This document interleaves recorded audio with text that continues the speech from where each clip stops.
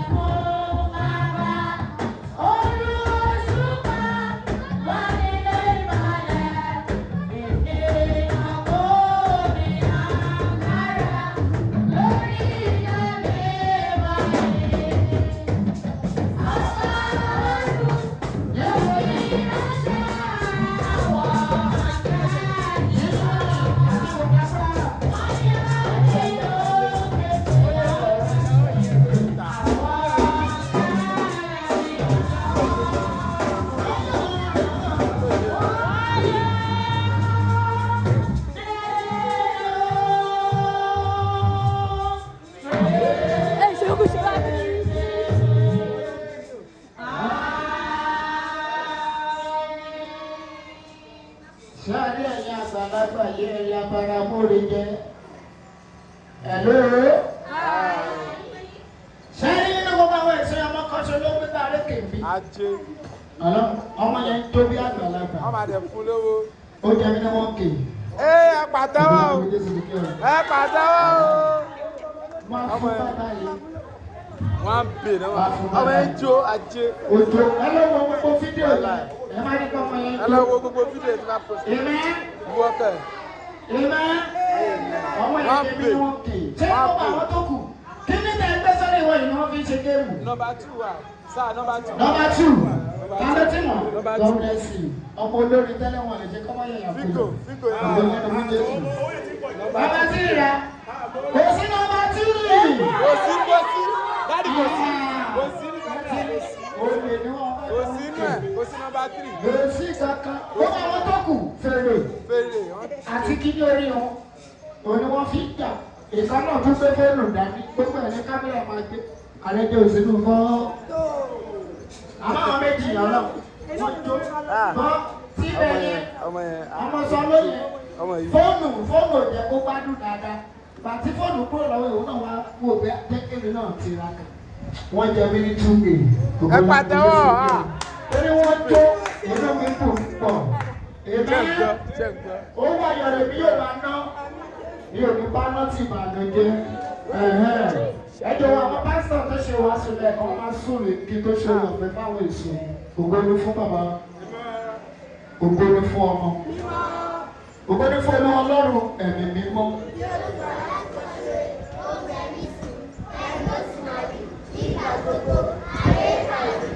Ṣòro bí pásítọ̀ ẹ bá ń gbàdúrà tó o bá ti ṣàmì ó léwu. Ó léwu. 2024 lélẹ́yìí. Ó dẹ̀ ti ṣe kí ni ó ti tán. Orí ọ̀fẹ́ ló kù báyìí. Ká ẹ tó mú ọ̀la oníṣẹ́ ayọ̀ máa wọlé tọ̀ yìí.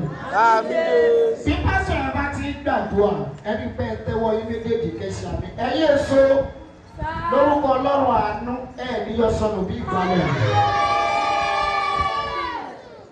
Jẹ́ pẹ́lá Jésù Kristi ó lè Michael Ọlọ́run wa ni àwọn ọmọdé rẹ̀ àjò ayọ̀ bẹ́ẹ̀ ní ayọ̀ fi lè wà òbí wa alábìnrin àgbẹ̀ ìwà kì í ṣe mímọ̀ sí bẹ̀rẹ̀ tí kì í ṣe agbára rẹ̀ nígbà wá gba ọgbẹ́ nítorí pé ẹja wa sí lẹ́yìn tí ṣe Sunday olóde òní ajá sí láti ṣe ìdí ṣe Christmas carol olóòrò àwa pé àwa dúpẹ́ lọ́wọ́ rẹ̀ kò ṣe ọpẹ́ wa lórúkọ Jésù Kristi Olúwa wa àmín àmín lórúkọ Jésù. Gbogbo lẹ́nu mo Jésù ló jẹ́. Ẹni pásítọ̀ yẹn ọlọ́ọ̀bọ ṣàdó ìwọ lèèyàn jẹ́ ọmọ Ìbàdàn mọ́. Ṣé fèrè lẹ́fẹ̀ tẹ̀ ní àbámi lẹ́sìn? Gbogbo ẹ̀yin abẹ́ ọmọ tí ẹ wà bí. Àdúrà tèmi bíi ti pásítọ̀ Ìbàdàn ló sì rí o. Bó o bá ṣàmì lórúkọ Ọlọ́run àṣẹ. Torí pé ẹ ṣe ọpẹ́ lónìí. Ẹ dẹ̀ ṣe ọdún tá a pè ní Father Christmas. Àwọn olóyìnbó pè ní Christmas carol. Ní ọdún 2025 nínú èyí àwọn ọdún láti sọ pé ká tún pàdé lórúkọ Ọlọ́run àṣẹ gbogbo ẹ̀yẹ èso yìí òbí ò ní pọ́n bójú yìí. Àwọn kan sọ pé kò ní ṣeé ṣe. Ṣùgbọ́n Ọlọ́run tẹ́mi sì ó bẹ láàyè. Bàbá bẹ pẹ̀lú mi, ó bẹ̀ yín tẹ́tíráká tẹ́ẹ̀dọ̀ àwọn èso yìí nínú. Níbi gbogbo ojú òkìtì náà lẹ́, torí pé ṣèyí lọ́dún 2024, 2025, ayé òní ṣẹlẹ̀ yà yí. Àwọn àníwò rèé, aṣọ ẹkú tàbí aṣọ ìbànújẹ́, aṣọ ọ̀fọ̀ àti aṣọ pẹ́sọ́tọ́ kí ni wọ́n mú bọ̀ lórí òkè ìpìlẹ̀ àṣẹ. Oṣù kìíní ọdún 2025 ayé òní ta fún yín. Olómọ ẹlẹ́ka yìí jáde inú oṣù yìí lọ títí oṣù kìíní ọdún. Ángẹ́lì tó jẹ́ àyàkúyà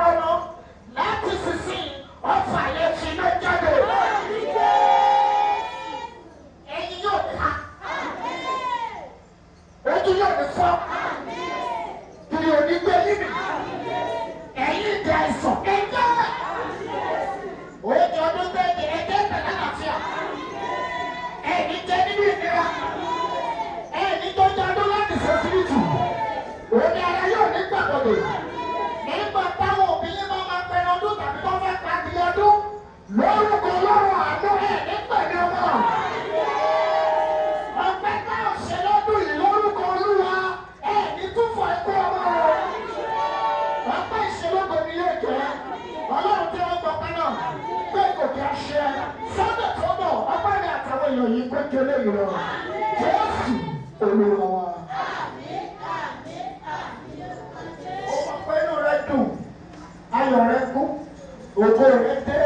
Ó fayọ̀ lọ́dún 2024 jà ó tún fayọ̀ mú 2025 hallelujah méje òru. Hallelujah, hallelujah, hallelujah, hallelujah, hallelujah, hallelujah, hallelujah. Ẹ ṣe púpọ̀. Báyìí a máa lọ sí